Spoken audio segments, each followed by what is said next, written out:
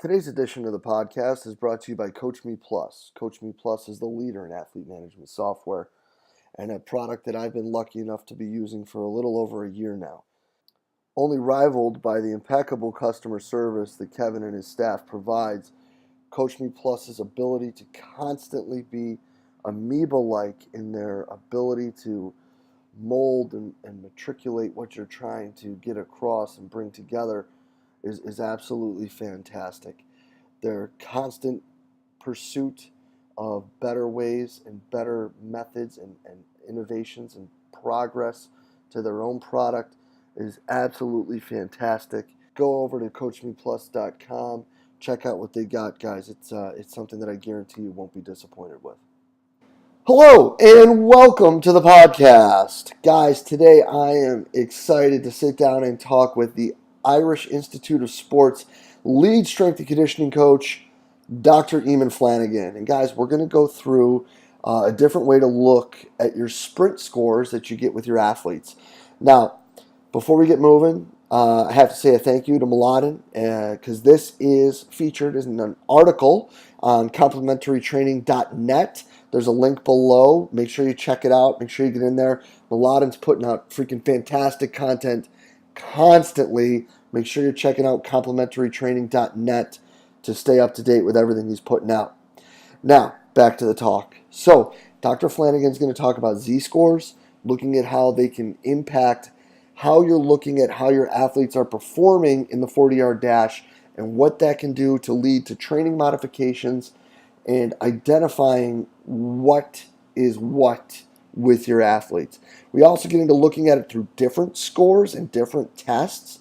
So then you can now build a profile based on these Z-scores to show how far they're above or below the means of the team. It's really awesome stuff, guys. You know, I've been lucky enough to sit down in Dublin with Dr. Flanagan and talk a bit, and he is really a fantastic human being and a super practitioner. I hope you guys enjoy this talk as much as I did. Let's get right to it. All right, and here we go. Dr. Flanagan, thank you so much for spending some time with us today. Oh, you're very welcome, Jay. It's good to catch up with you again. Thank you. Yeah, man. So listen, we're talking about a different way to look at the 40. So let's first talk about the article, where people can find it, what's in it, and let's start breaking it down and how we can help people.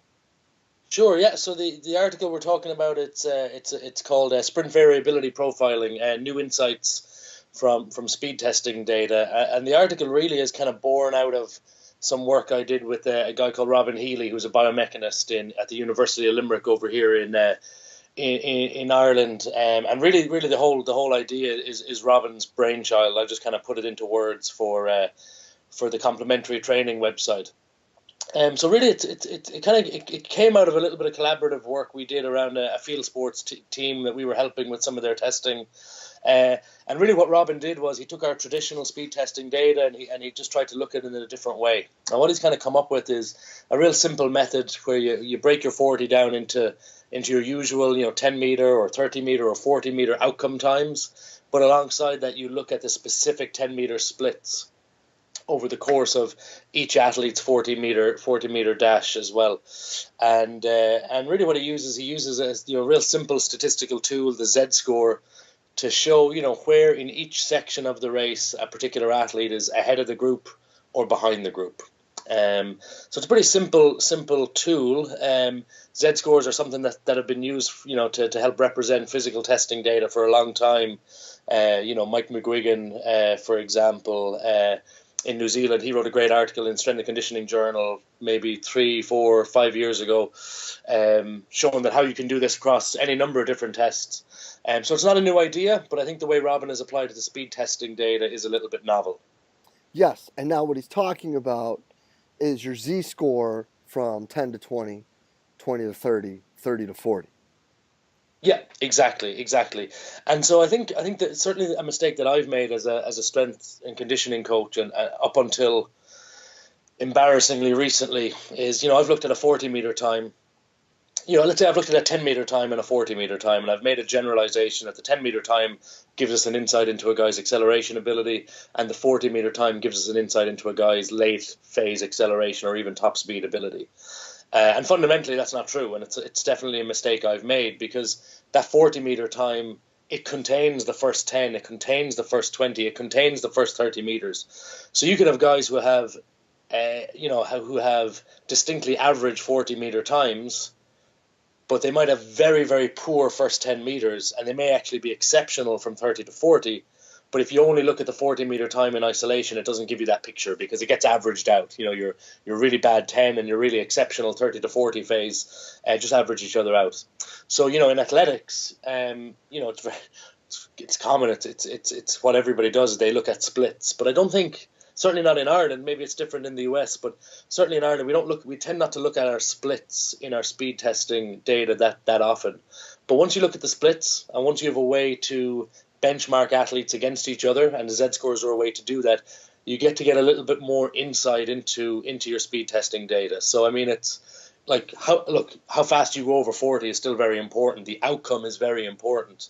But I think as S&C coaches, we want to know what you did. That's the outcome, but we also want to know how you did it. That's what the splits can give us. It can let us know, well, actually, did you achieve this exceptional 40-meter time because you're great from 0 to 10 and then you taper off? Or is it because you're average from 0 to 10, but you get quicker and quicker and quicker as the rep goes on? And I think the Z-score analysis and the splits allow you to see how the athlete did what they did a little bit more clearly. And if you know how they did what they did, you can maybe get a little bit more insight into how you can make them better, or where their opportunities to get better are.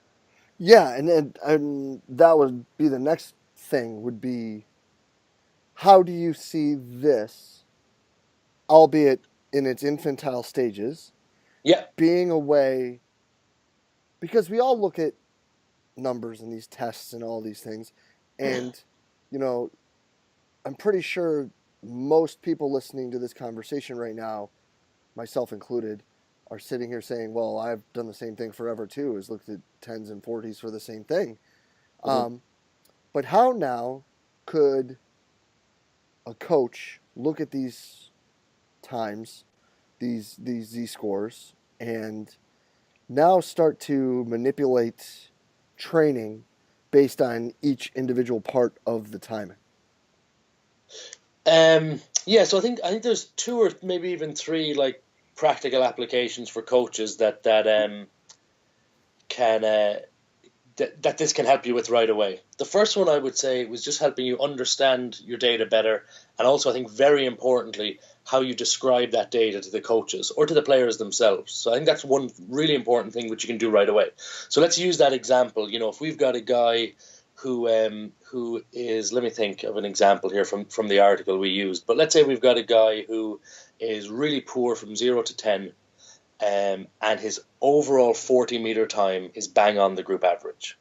So that's, if we were looking at our data in the old way, so we've got a poor 10-meter time and an average 40-meter time, that's total outcome time. Previously we would describe that guy as he's a poor accelerator and he's got average top speed, or he's average over 40. But if we look at the splits and the Z-scores, what we might see with that athlete is that actually he's really poor over 10, but he could be really good from 10 to 20, from 20 to 30, from 30 to 40. But because he's so poor over 10, that doesn't manifest itself in a particularly quick 40-meter time.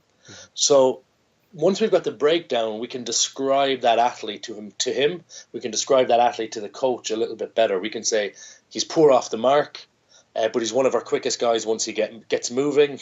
Let's say he makes up the time from 20 to 30 and 30 to 40, and from 20 to 30, but he's poor from 30 to 40, or average again. We can describe that a little bit more clearly. We can say he's poor off the mark, but he's one of our quickest guys once he gets moving, but he just can't quite sustain that higher speed for the last 10 meters, or for as long as we would like. So we can describe performance a little bit better. I think a second way in which it can maybe impact on our training kind of practically would be just to help kind of group guys together a little bit better. So look, there's going to be some guys who come out of this profiling process with a very balanced profile, so there's no obvious deficits. But what you will find is that there's a subgroup who are pretty poor over 10, but they're okay, or they're above average, on the other splits. You'll find some guys who are particularly good over 10, maybe particularly good over the first 20, but they're poor in that 30 to 40 meter zone. So it just means that, when we're looking at planning our training, we can maybe have, a small group who are doing a little bit more accelerative work, a small group that are doing, a little bit more top speed or speed maintenance work, or end phase acceleration work. And we may have a group that are just doing general speed work as per the normal program because they've got a pretty balanced profile. And then I think the third way it can help in a practical setting is, especially if you're working with you're doing testing on really large groups of athletes, and I know that's probably the case in a lot of the American collegiate system, and that's a place where I think the data can help guide your attention. So for me, I don't see speed development as a particular strength of mine. I'm not a particularly good speed development coach.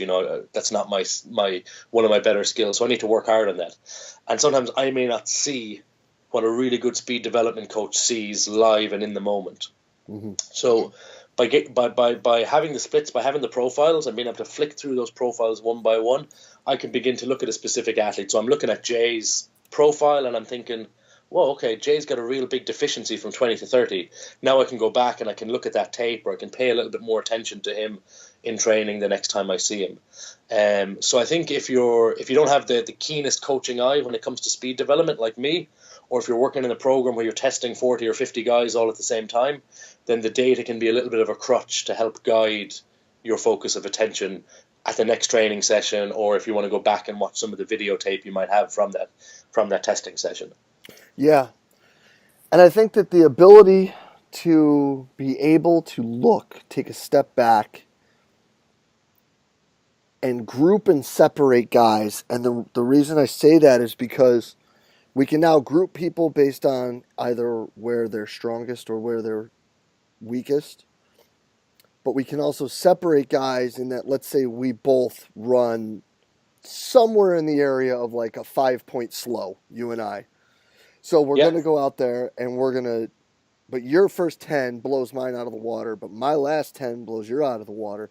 Like, now it'd be like, well, we run the same time. Well, yeah, the outcome was the same, but in order for you to get better than me, you need to work on the back end. So these are some things you need to do to increase that, and vice versa. So now you're able to actually individualize and make it more specifically about that kid and a specific thing that kid can do to get better at a test. That if you're running it, A, you think is important, and B, you think is necessary. So I think the whole buy-in factor with that too is huge. Yeah, I would agree with that totally. It's just giving us that little bit more kind of granularity to our data, allowing us to, like you said, just focus in on kind of key areas for those athletes. And like you said, if you can describe what the athlete is doing a little bit more clearly, well, then maybe that gives you a little bit more opportunity to explain to the athlete why you're doing what you're doing and why their training now has this slightly different focus. But I think you touched on something there which is really important, and it's a key point that Robin described to me when he was explaining this process and explaining this this analysis system is the outcome. So let's say the 40-meter time, that's got to be relevant. So, what we're measuring has to be a true KPI for the athlete. So, I used to work in rugby quite a lot.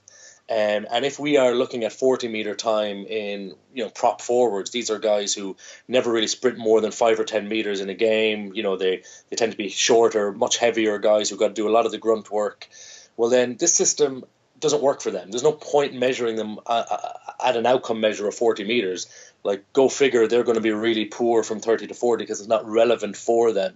So you've got to have a relevant performance measure, a relevant outcome measure, and you've also got to have relevant reference data. So when you're calculating your Z-scores, your averages need to be relevant to the group that you're working with. So if we take that example, prop forwards, you're shorter, heavier, more workhorse type guys on the rugby pitch, well, it would make a lot more sense to test them over 20 meters to look at splits at 0 to 5, 5 to 10, 10 to 15, 15 to 20.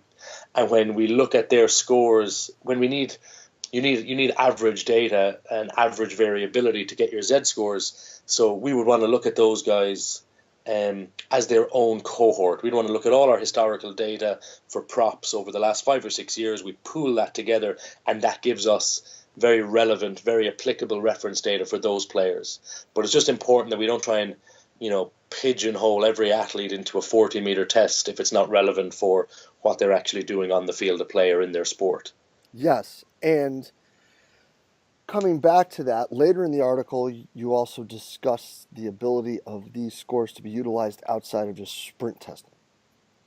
Yes, yeah, yeah, and again, that again, very quick to say there that that's not an idea that we came up with, and much smarter people than me have been using Z-scores to look at a wide variety of testing score data. They've been doing this has been done for a long time, but I guess where Z-scores are really useful there is Z-scores standardize everything. So we might be looking at counter movement jump in centimeters or inches. We might be looking at drop jump performance in reactive strength index. We might be looking at 10-meter time in seconds. We might be looking at bench press in kilograms or pounds lifted. So all different metrics. But Z-scores normalizes everything to a Z-score, to a representation of where you lie relative to the group, above or below the average in the group. So Z-scores are really useful to build a kind of a performance profile or a visual performance profile for an athlete.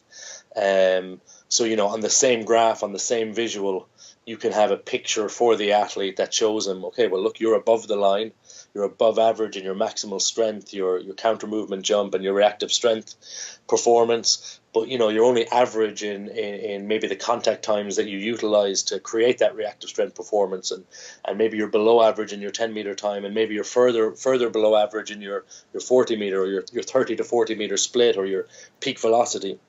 So again, it allows you to begin to look at tests in context, and it allows you to. So for example, I've reactive strength testing in drop jumps or repeat hopping is something I've been really interested in, and it's something maybe I'll become associated with. And it's very easy, I think, when you have an association like that, to put the blinkers on and think that test is the be all and end all. It's the only thing that matters, and you overtrain for that test and you overtrain that physical characteristic.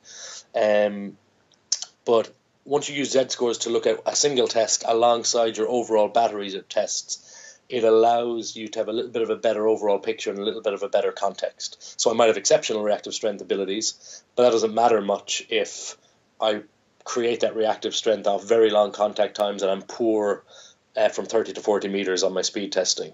Then the reactive strength is less important. There's other stuff I need to work on. So I think Z-scores across a battery of tests allow you to I think just see things in context and figure out where an athlete might be deficient or where their opportunities to get better lie. Yeah, and I also think another thing too, based on the sport and the athlete, is that it can allow you to identify if deficiencies matter or not. Yeah, good point. Yeah, and that's the thing. So that's a really good point. Because they may not matter. Over time, we always want to be trying to refine and adjust our testing protocols. And if we're finding over time that the guys who jump the highest in our counter movement jump test or our vertical jump test, the guys who jump the highest in that are not typically the fastest guys or not typically the most powerful guys in other activities, well, then maybe that doesn't matter too much. Maybe that test isn't as important as we thought it was, or maybe we're looking at the wrong thing in that test. Maybe we should be looking at something more sophisticated, like modified reactive strength or impulse in the different phases of the counter movement jump. So I think that's a really good point. I think over time, these type of analysis tools maybe help us to figure out a profile of who are the best kids that we've worked with in certain positions, or what did the best profile look like. Or where was that athlete at the time that they performed their best?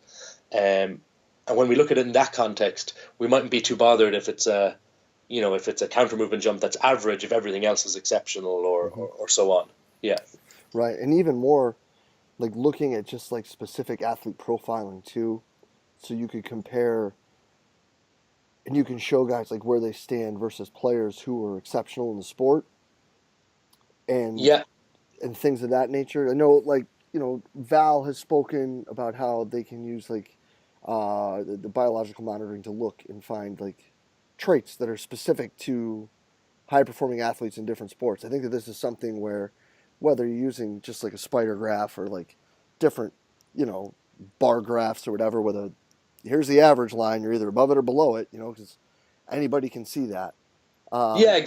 And I you don't believe. need to understand statistics and Z scores to know that above the line is good and below the line is not so good. Hmm. But I think one of the other good things about using this approach is, and my thoughts on this kind of came out of a conversation I had with George Petrakis, who's a strength and conditioning coach who I respect a lot. He's over at Glasgow Warriors. Uh, and one of the reasons he liked this method was because I guess a frustration a coach can have, or a frustration an athlete can have, is that you could be really hard-working guy in the team. You may not be the most talented physically, but you could be really hard-working. You could be getting your work done, and you could be getting better. But you might still always be ranking bottom of the list on speed or jumps or whatever. It doesn't mean that you're not getting better, but you might always rank last. I think typically in S&C we use rankings quite a lot. Hmm. 1 to 10, 1 to 20, who's the fastest, who's the slowest, and we put it up there for everybody to see. But sometimes your top 3, 4 guys, they're the most talented. They may not be the hardest working. They may not even be getting better, but because they're so genetically talented, they're always going to be the best. And so I think if you use like a Z score type approach, or you can show a guy that, yeah, you're not the best. We know you're not the best, but we know you work hard and we know you're important to this team. And you may still be ranking in last place, but you've moved up. You were 2 standard deviations below the group average. Now you're 1.5, or now you're only 1. You're getting better in these 3 areas. You've plateaued in this area. You're getting a little bit better in that area. You can show your best guys that, yeah, you're the best, you're the fastest, you're jumping the highest, you're lifting the most weight, but you haven't got any better. So I think you got to look at it in 2 different things, and I think the Z scores can help add a little bit more sophistication to ranking systems, which really don't tell us anything about, have you gotten better, or how much have you gotten better by? Yeah, yeah, because just the flat out score is just simply the score. It's what they did, and no Yeah, matter what, I mean, like we've got a guy who jumped a 45.5. I'm never, even if I go back to when I was 10, ever going to jump a 45.5. Even if I jumped off a 40-inch platform right now, I might not jump a yeah, 45.5. yeah. But if I go from a 26 to a 29 and he stays there, then at least it's showing me I'm getting better. Yeah, exactly. And you don't necessarily need Z scores to do that. You can use the raw scores to do it, but Z scores are a nice way to do it across different tests that are measured in different metrics, different variables. Right. Yeah. Yeah. So if your squat goes up a whole standard deviation, you got plenty stronger. Exactly. Yeah, Yeah. exactly. And you know that and again, ultimately, that's what we're trying to do as coaches. We're trying to figure out, has the training program worked for this athlete? How has this athlete adapted to the stimulus? Have they gotten better in the areas we expected them to get better in? Have they or have they not? And how can we describe what's happened better to the athlete, to the sports coaches, or amongst ourselves? And that I think is what's nice about the sprint variability profiling, is it allows us, I think, just to see and to describe what's happened a little bit more closely, to use more precise language when we're describing the makeup of that 40-meter performance. And again, I think the same is true when we look across a number of different tests. It means we can describe um, the adaptation or the testing performance of that athlete a little bit more clearly. Yes. And again, looking back on what all of this should do for most of the people listening, I would assume, is when you're looking across multiple areas of training, it now allows you to zero in even more, or excuse me, multiple tests. It allows you to zero in even more on what their training should be, based on Hope what, yes, based on what either they're really good at or really bad at. Yeah, exactly. Hopefully, yeah. And again, that's ultimately what we're trying to do. We're trying to figure out where are the opportunities to get better. Where may there be some deficiencies? Are those deficiencies relevant for the player, relevant for the sport, and make kind of informed decisions based off of that, or slightly more informed decisions. Ultimately, I don't think anybody's got the testing battery figured out that's a golden bullet and that gives you the exact answer. Ultimately, I think the testing data is just guiding our questions a little bit more, and it gives us some questions to think about and to maybe discuss with the athlete, to discuss with the coaches, and ultimately it informs the conversation, but there's still a little bit of there's still always going to be some subjective or some kind of informed gut instinct that helps us decide where the training focus is going to go. Yeah, because another way to look at it too might be when you have your exceptional players, the scores that they're exceptional at may be what make them exceptional. So that may be what even needs to be focused on to a higher level. Yes, yeah, that's a really good point.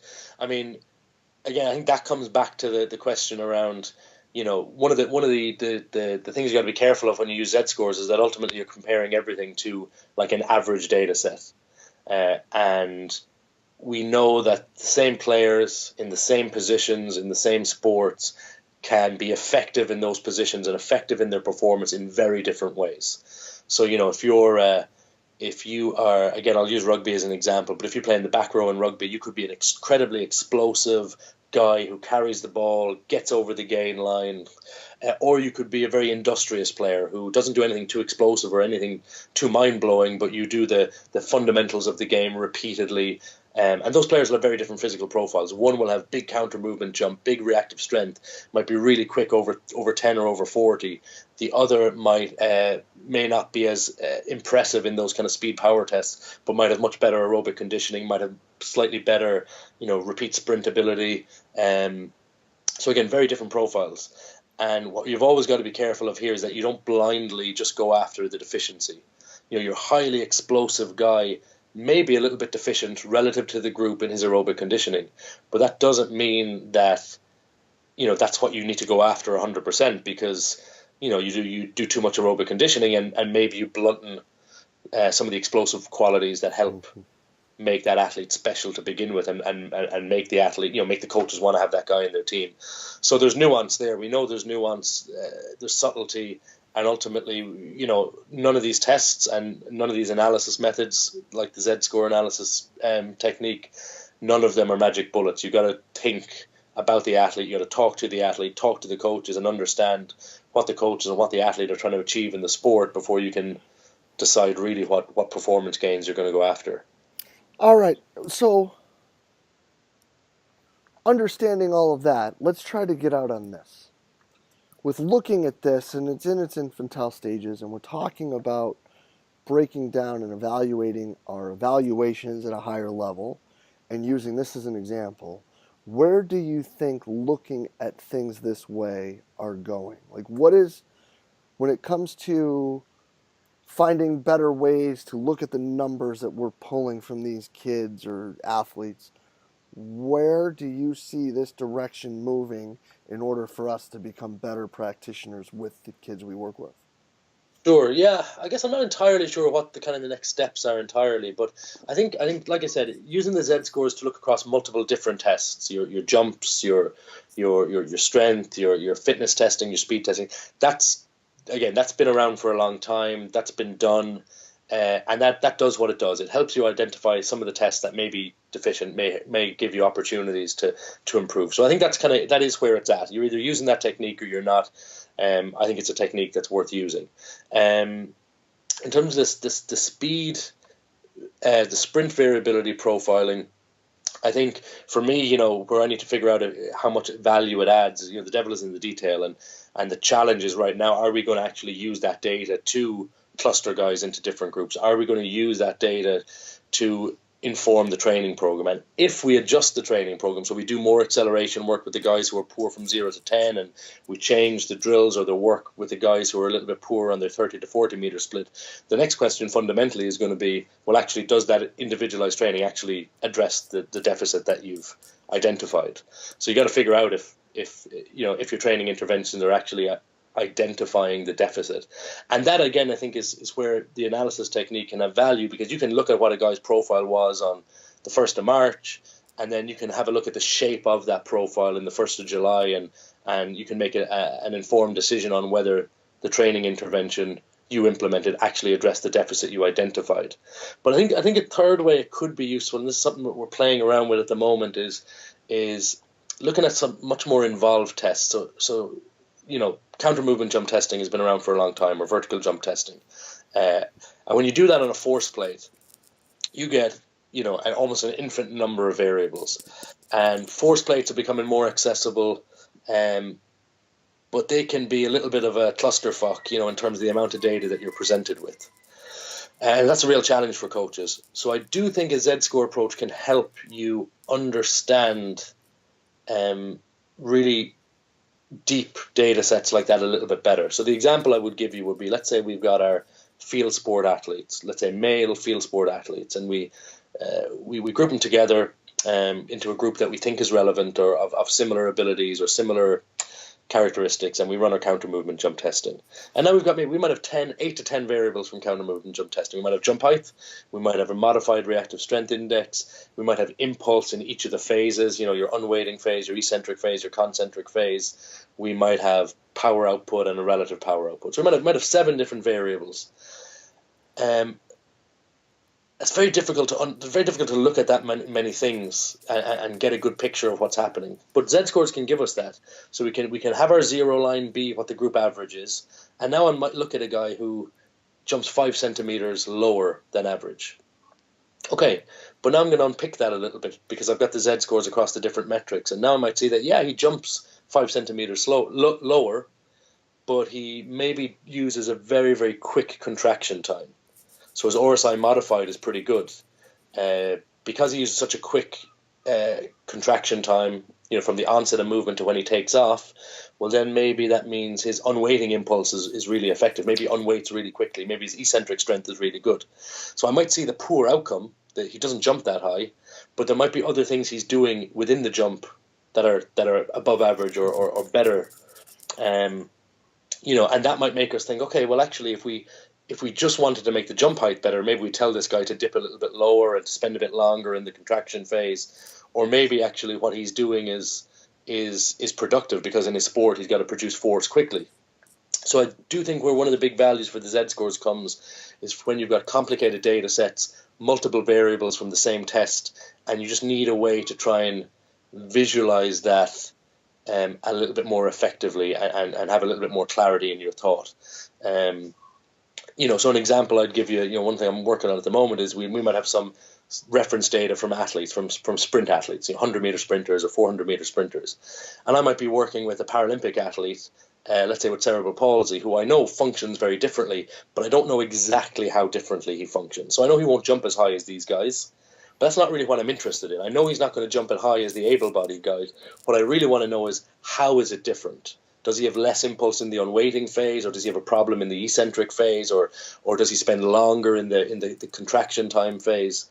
And so I think having robust normative data and being able to split complex data sets into Z-scores and look at them in the context beside each other, then I think that's where it can really add a lot of value. And maybe when the podcast goes out, around the same time, I'll maybe tweet out some examples of the type of data I'm talking about, so it makes a little bit more sense. No, it makes complete and total sense. It's an absolutely awesome point, and I think that's a fantastic spot to get out on a lot of great stuff in the last 30 minutes. I can't thank you enough, Dr. Flanagan, for spending the time with us today. Hey, thank you very much. No, my pleasure. I really appreciate the work that you're doing, and keep it up. Thank you very much. Oh, man, appreciate it. This is some killer stuff. This will actually be up Tuesday.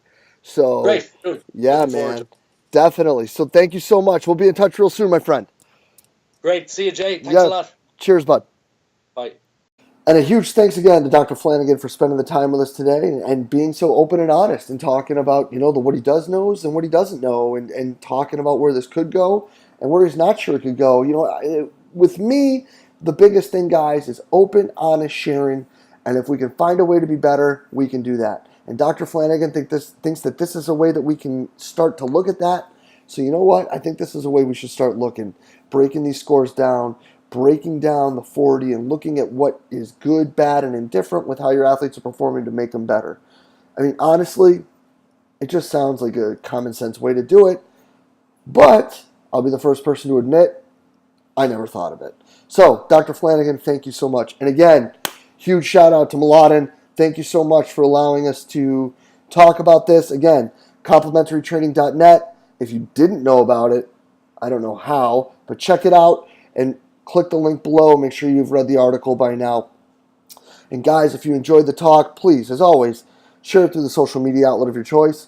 Go ahead, smash that like button on iTunes, Podomatic, or YouTube, and feel free to share it. Tweet it out, Instagram, whatever it may be, Facebook. And if you guys have any questions, comments, or whatever, leave them below. Dr. Flanagan is a super person and a absolutely fantastic practitioner. I can't say enough good things about the man. Just a super cat, and really glad that I've gotten to know him and gotten a few chances to talk with him. So he's not a guy that's going to hold punches. So if there's any questions or comments or concerns, leave them below, and I'm sure he'll address them. And as always, guys, thank you so much for everything you do for us here at Central Virginia Sport Performance. We will be back next week with another awesome guest. We will see you then.